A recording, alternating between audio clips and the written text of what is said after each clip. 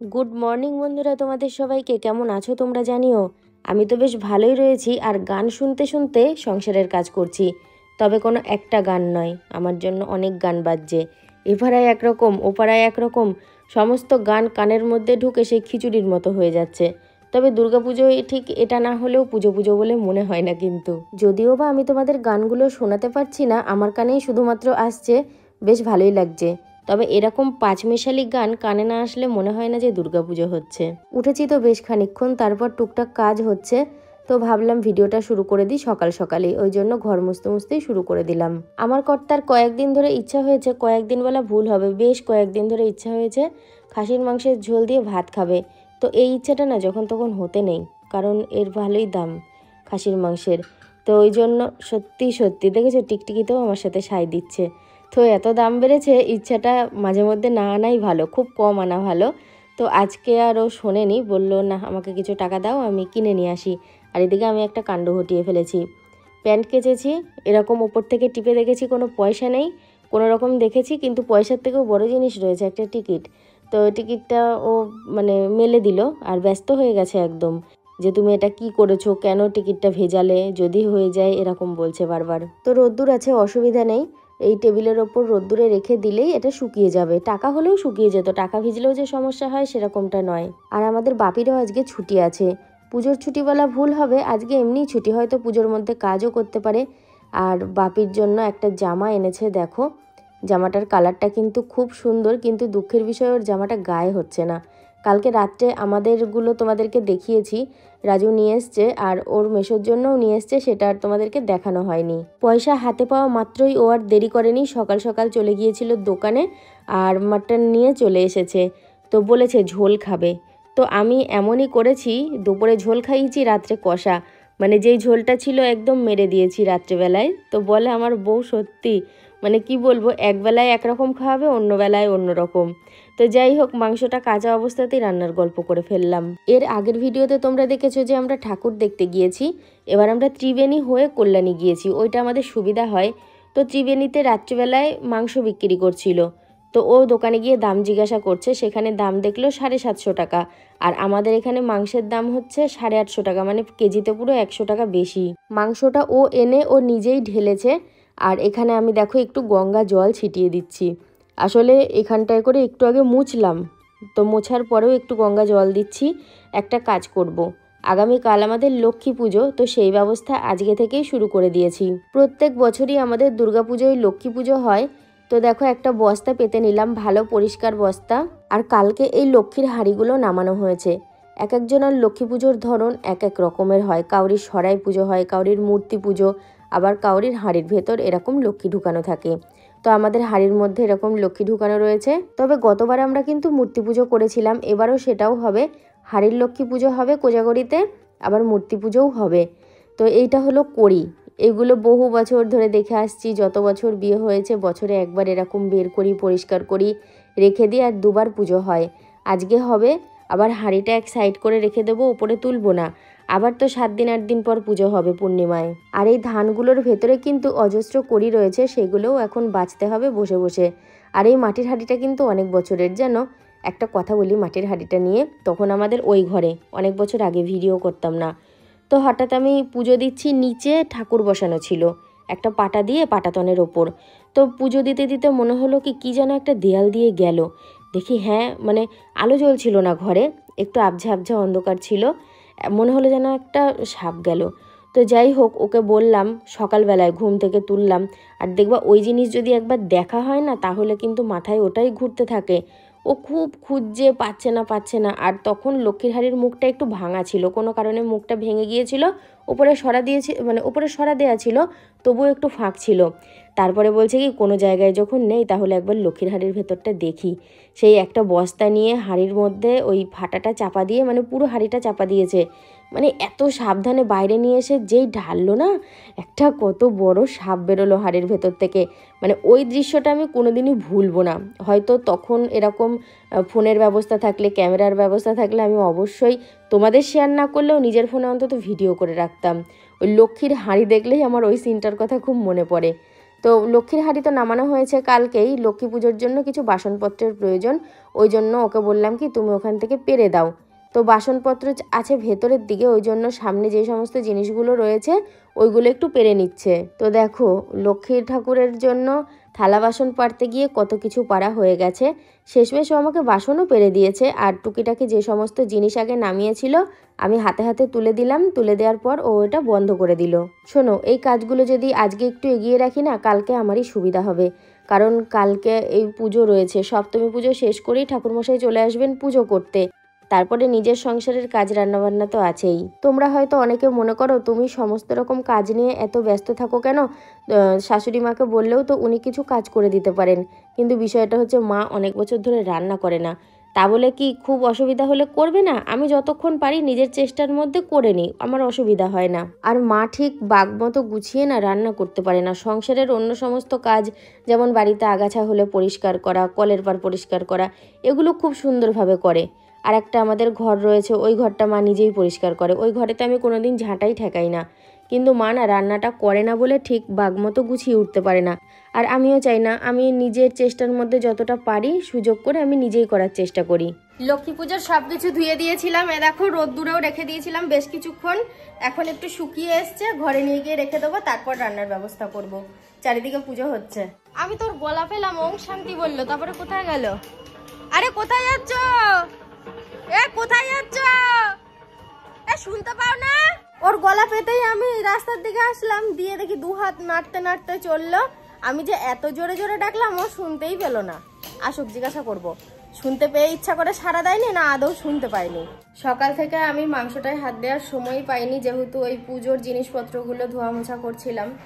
এই যে মাংসটা বের করলাম, এখন ধোবো, ধুয়ে মশলা করে কাঁচা মাংস মশলাটা মাখিয়ে রাখবো কিছুক্ষণ, ততক্ষণে ভাতটা বসিয়ে দেব। তো আগে আমি মাংসটা ধুয়ে নেব, তারপরে মশলা করে মাখিয়ে তারপরে ভাত বসাবো। এখন এই 10:30 মতো বাজে। মাংসটা ধুয়ে নিয়ে আসলাম এই মাত্র, একটু উপর দিয়ে তেল, এখনও তো মশলা করা হয়নি, তেল লবণ লঙ্কার গুঁড়োটা মাখিয়ে রাখি, তারপরে মশলা হলে মশলাটা একসাথে মাখাবো।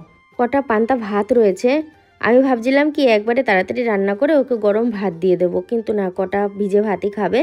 আর তার জন্য ডিম ভাজা করলাম, কারণ ওর একটু দরকার পড়েছে, বাড়ির বাইরে যেতে হবে আর কয়েক ঘন্টা থাকবে না, এখন যাবে আসবে সেই প্রায় বেলা 3:30 তো হবেই, কারণ অনেকটা দূরেই যাবে বলতে পারো। তো দেখো আমি ভাত টাত খেয়ে নিলাম, আমিও কটা ভাত খেলাম ওর সাথে। ভিজে ভাত তো মনে হয় কি খেতে পারবো, দিয়ে থালায় নিয়ে 2-1 বার মুখে দিয়ে আর খাওয়া হয় না, তবুও ভাবলাম ঠিক আছে চলো কটা খাই। ও খাচ্ছে, একটুখানি ডিম নিলাম, দিয়ে খেয়ে নিলাম। আমার আবার ডিমের মধ্যে একটু বেশি করে কাঁচা লঙ্কা না দিলে ভালো লাগে না, যেহেতু ও খাবে ডিমটা, কাঁচা লঙ্কা দিইনি, একটুখানি নামমাত্র, আর একটু পেঁয়াজ দিয়ে ভাজা ভাজা করেছি। ফ্রিজের ভিতর মাংসটা আমার কর্তাই ঢুকিয়ে রেখেছিল, তারপরে আমি বের করে ওই তেল লবণ লঙ্কার গুঁড়ো এইগুলো মিশিয়ে রেখে দিয়েছি, কিন্তু মশলাটা তো তখন করা হয়নি, এখন মশলাটা করেছি। আর এ দেখো এখন এই মাংসের মধ্যে মশলাটা মাখিয়ে দিয়ে রেখে দেবো, আর একটুখানি পরে রান্না করব। আর এই মাংসটা রান্না হবে আজকে কাঠে, কারণ কি বলো তো একটু পরিমাণে বেশি আছে, আর যেই কড়াইটায় আমি রান্না করব ওটা আমার ওই ওভেনটায় তাতবে না ভালো করে, অনেকটা সময় লাগবে, স্বাদ হবে না। আর এই জামাটা দেখো আমি বাবার জন্য নিয়ে আসলাম, তোমরা দেখেছো আমি কিছুই কেনাকাটা করিনি, তো বাবার জন্য এই জামাটা কাছের দোকান থেকেই নিয়ে এসেছি। তোমাদেরকে শেয়ার করা হয়নি, গতকাল রাত্রে আমি আমার জন্য পরার শাড়ি নিয়ে এসেছি সুতির ছাপা, আর মায়ের জন্যও নিয়ে এসেছি। আমাদের এমনি সুতির ছাপা শাড়ি কমে এসেছিল, এই হলো আমাদের কেনাকাটা।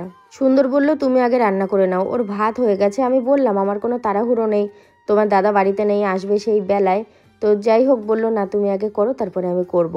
কিন্তু বাপু খাসির মাংস রাঁধতে কিন্তু অনেকটা টাইম লাগে, কষাতে গিয়েই কতটা টাইম লেগেছে।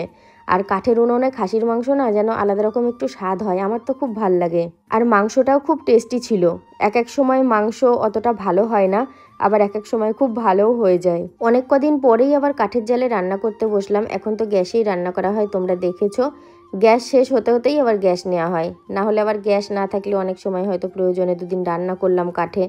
এই চিটেগুলো দিয়ে কিন্তু আগে খুব রান্না করেছি, কোনো দিন ভুলবশত ওই চিটে উনুনের মুখে ছুটতে গিয়ে কড়াইয়ে পড়ে যায়নি। এটা একটা অভ্যেস জানো তো, যারা যেই কাজটা করে। আর আমাকে যতই কাঠ দিক রান্না করতে, একটু চিটে না দিলে মনে হয় কি আমার রান্না করে ঠিকঠাক জুত হয় না। তো দেখো ঝোলটার কালারটা কিন্তু ভালোই লাগছে বলো, সবে জল দিলাম এই মাত্র। আর আমার বাবাকে কেমন লাগছে দেখো তো, বাবা তো প্যান্ট পরতে পারে না, এই লুঙ্গিটা আমার ঘরেই ছিল নতুন, তো সেলাই করা হয়েছে। আর এই জামাটা কেমন লাগছে আমার বাবাকে জানিও, আমার বাবা কিন্তু খুব খুশি। একটুখানি দেখালাম ফোনের ক্যামেরাটা অন করে, দেখো কেমন লাগে। তো ঝোল রেডি হয়ে গেছে, সুন্দরকে বললাম কড়াইটা তুমি এখানে নামিয়ে দিয়ে যাও, কারণ অত বড় কড়াই তো আমি ঠিক মানে ভয় পাচ্ছিলাম আনতে গিয়ে। তো বন্ধুরা দেখো সবার খাওয়া দাওয়া হয়ে গেছে, মা বাবা বাড়ির সবার। আজকে সবার লাস্টে আমরা দুজন খাবো। ওই যে বললাম না আমার কর্তা গেছে বাড়ির বাইরে একটু দরকারে, আসলে এখনই, এই এখন 3:30 মতো বাজে, অনেকটাই দেরি হয়ে গেল আজকে। আর এই মাংসটা একটু গরম করছি, তার কারণ হলো ঠান্ডা মাংস না খাওয়া যায় না, মুরগির মাংস ঠান্ডা খাওয়া যায়, আমার এই খাসির মাংস ঠান্ডা ভালো লাগে না, ওই জন্য বাটির মধ্যে ঢেলে একটু গরম করে নিচ্ছি। খাওয়া দাওয়া শেষ করে চলে এসেছি ঠাকুর দেখতে। রথ দেখা কলা বেচা দুটোই হবে, কারণ আমার কিছু দরকার ছিল আসার, তো সেই দরকারে এসেছি, প্লাস ঠাকুরও দেখছি। যেই জায়গাগুলো আমার খুব ভালো লাগছে সেগুলো তোমাদেরকে একটু শেয়ারও করছি। জায়গায় জায়গায় ঠাকুর হয়েছে। এর আগের দিন কল্যাণী গিয়েছিলাম, কিন্তু আমার একটা জিনিস কেমন কেমন লেগেছে আমি বলছি তোমাদেরকে, খারাপ পেও না। তো মানে অনেক দূরে দূরে ঠাকুর, টোটো ভাড়া করে তো যেতেই হচ্ছে, রাস্তায় তেমন একটা আলোর ব্যবস্থাও নেই। তো যেখানে ঠাকুর হয়েছে সেই এরিয়া জুড়ে তো অবশ্যই আছে, আর এখানে ঠাকুর তো আছেই। তো দেখো সারা রাস্তা আলো, কোথাও আলো বাদ নেই, মানে শহরটার মধ্যে ঢুকলেই পুজো পুজো বলে মনে হচ্ছে। আমাদের নবদ্বীপেও কিন্তু কম কিছু ঠাকুর হয় না, খুব ভালো প্যান্ডেলও হয় জানো তো। আমি যদি ঘুরি তোমাদেরকে শেয়ার করব। তো একটা চায়ের দোকানে বসা হলো, আমার কর্তা বলছে তুই তো চা খেতে পারবি না, তোকে একটু বিস্কুট দিলাম খা। তো একটা ঠাকুর প্যান্ডেলের সামনে দিয়ে যাচ্ছিলাম, তো প্যান্ডেলটা দেখে খারাপ লাগলো না, একটু দাঁড়ালাম আর তোমাদের সাথে শেয়ার করলাম। আর ও বলছে কি তুমি যাও ভেতরে গিয়ে দেখে এসো, ও আর ঢুকলো না, আমি একাই আসলাম আর একটুখানি দেখলাম, দাঁড়াও ঠাকুরটা একবার দেখাই। তো ঠাকুরটাও খুব সুন্দর হয়েছে। তবে এই এই ঠাকুরগুলো তো ভালো লাগেই, এই যে ঠাকুরগুলো হয় না বেশ শাড়ি পরানো থাকে, গয়না পরানো থাকে, ওগুলোও দেখতে খুব ভালো লাগে। কিন্তু দুটো একটা ঠাকুর দেখার পরেই মনে হলো আমাকে দরকারটা আগে মেটাতে হবে, বাড়িতে যাব, ঠাকুর দেখার উদ্দেশ্যে তো আর সেভাবে বেরোয়নি। তো দরকার হচ্ছে এ দেখো পাপোশ নেব। আমাদের মেন গেটের সামনে যে পাপোশটা রয়েছে সেই পাপোশটা একদমই ছোট, তো হলে আর একটা ভালো হয় নতুন হলে। তো ভাবছি এই পাপোশগুলো নেব। এই পাপোশগুলো না ভালোই দাম, কত স্কোয়ার ফুট যেন নিলাম ভুলে গেছি মাপটা, 350 টাকা দাম নিল। তো কোনটা নেব সেটাই ভাবছি, লালটা না সবুজটা। তো লালটা এর আগে নিয়েছিলাম, মনে হলো লালটাই নিই চলো, ওই জন্য লালটাই নিলাম। আর এখানে দেখো আবার চলে এসেছি বেড কভার নিতে। আমার তো বেড কভারের খুবই প্রয়োজন, একটা ঘরের বেড কভার তো ছিঁড়ে গেছে, এক একটা ঘরে দুটো করে থাকে, তো ওই জন্য এখন একটা করে কিনবো, আর যা আছে সেগুলো দিয়ে মোটামুটি চলবে। এখন যদি দুটো ঘরের দুটো দুটো বেড কভার নিতে যাই, 4টে বেড কভারে অনেক টাকা পড়বে, কারণ আমি যে বেড কভারগুলো নিয়েছি 800 টাকা করে দাম এক একটার। একটু লাইট কালারের মধ্যেই দেখছি, তবে 5টা দেখে তো একটা পছন্দ করা সেরকমটাই। তো আমার আবার একটুখানি কি বলবো, দেখলেই দেখতে ইচ্ছা করে, নেব দুটো একটা, কিন্তু সেই অনেকগুলো দেখব, তা বলে দোকানদারকে অযথা নামানো করাবো সেটা না, ওই লাইন করা থাকে আমি ওইখান থেকে বেছে বেছে দেখি। এইগুলো কেনার পরেও এখনও অনেক কাজ আছে, পুজোর কিছু ফল কিনবো, একটা মাটির ঘট নিতে হবে। তো দেখো সমস্ত কিছু নিয়ে আর তার সাথে মোমো কিনে চলে এসেছি। তো পাপোশটা পাতা হয়ে গেল, খারাপ লাগছে না কিন্তু। আর এই পাপোশটাই আমার ভালো লাগে ব্যবহারের জন্য, অন্য তো আরও দুরকম ইউজ করলাম, একদমই ভালো লাগে না। মনে হয় কি যেন পা খুব পরিষ্কার হয় এই পাপোশটায়। আর দেখো পাতার সাথে সাথেই ও নিজেই আগে বৌনি করে ফেললো, বলছে বৌনিটা আগে আমিই করি।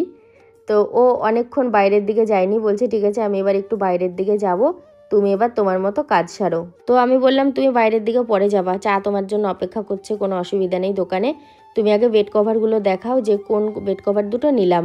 ওইটা নিয়েছি যেটা দেখালো, আর এই যে এটা নিয়েছি, এই দুটো নেওয়া হয়েছে।